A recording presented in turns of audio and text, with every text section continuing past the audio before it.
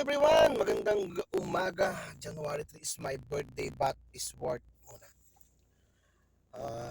Dahil nga nasa work tayo, wala tayong plano, walang idea kung paano celebrate yung birthday ko.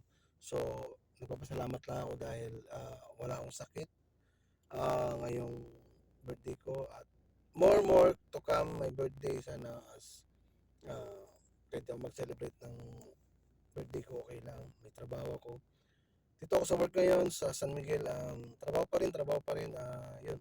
Salamat sa mga bumati sa akin na mga kabro ko. Salamat sa inyo sa pagbati sa akin ng pamilya. Salamat sa pagbati sa birthday ko. Sabi nga nung boss ko, ano bang handa mo? Wala sir, work birthday lang ako ngayon. Trabaho lang. So, salamat. Maraming salamat sa mga bumati sa birthday ko ngayon.